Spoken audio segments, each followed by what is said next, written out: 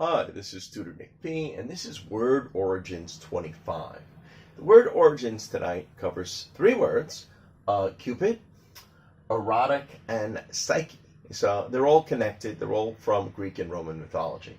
So let's take a look at the note here. The origins of Cupid, Erotic, and Psyche all come from Greek and Roman mythology. Cupid is a god of love, which you would think so. Cupid was his Roman name, and Eros was his Greek name. The word erotic derives from Cupid's Greek name, Eros. So that's how we ended up getting the word erotic. Erotic means, anything that causes sexual feelings. So it would make sense that it should come from somebody like Cupid. But that's where erotic comes from. It comes from Cupid's Greek name, which was Eros. Okay. Let's continue here. The stories sometimes varied about his parents, about Cupid's parents. Some stories have Aphrodite, which is supposed to be the goddess of love, and Ares, which is the god of war. It sounds possible. Others have Iris and Zephyrus. I guess Iris is supposed to be goddess of rainbow, and Zephyrus is supposed to be like one of the winds, I think the east wind. Or Aphrodite and Zeus. Now, again, Aphrodite, goddess of love, and Zeus, of course, is the god of the gods.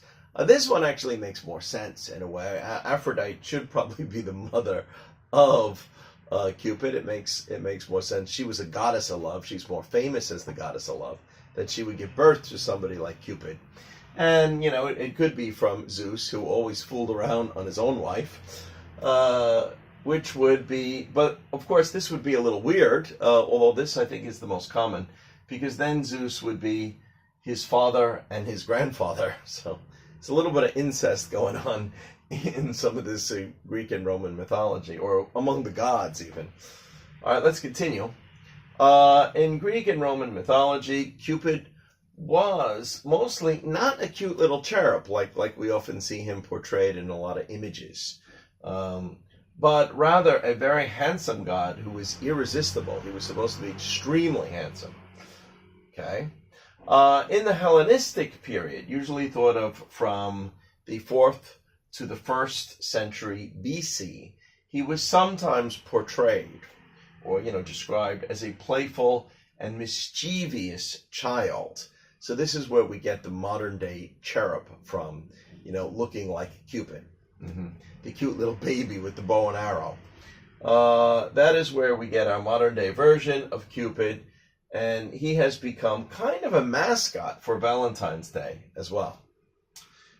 In all stories, he had wings, a bow and an arrow that he could shoot into men or gods to make them fall in love. So, he was kind of like a love potion.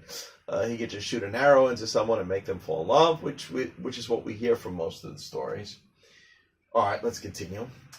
In one story, Aphrodite, supposed to be his mother, goddess of love, became so jealous of the beautiful mortal Psyche. So Psyche was a regular woman. She was a regular mortal, and she was extremely beautiful.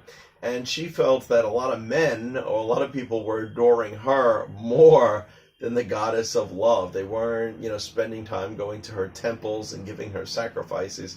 And she got very, very jealous, which is, I always thought that was funny if you ever read mythology stories, that the gods got just as jealous as humans, sometimes even more jealous. So they had a lot of the same traits and bad qualities that humans had as well. Okay, so immortal. So that she asked her son Cupid. Now, this is something the mother asked Cupid to do. To make Psyche fall in love with a monster. This would be a way to punish her, and if she fell in love with the monster, then nobody would adore her anymore. Okay. And this is probably one of the first times Cupid really disobeyed his mother. Cupid got pricked by his own arrow, and he fell in love with Psyche. Fell in love with Psyche, and married Psyche with the condition that she was not allowed to look at his face. All right, so you can kind of imagine this. I don't know if you marry somebody and they say, "Yeah, I love you. I'll treat you really well, but you can never look at my face." So this is what poor Psyche had to put up with. It was actually driving her a little crazy, especially when she kind of thought she was going to be punished by Aphrodite as well and be told that a monster was loving her. So, but Cupid did treat her very, very well. Okay, let's go on. Psyche couldn't help herself and purposely caught a glance, quick look. Cupid fled in anger, so, it's hard to fool the gods, what you're doing. But at the end of the story, they get back together. And Cupid gives her immortality, so it kind of almost makes her into a god, so she can live forever. Her name, Psyche, is now used as a word to refer to the part of one's mind, or one's attitude and behavior. We always talk about somebody's psyche.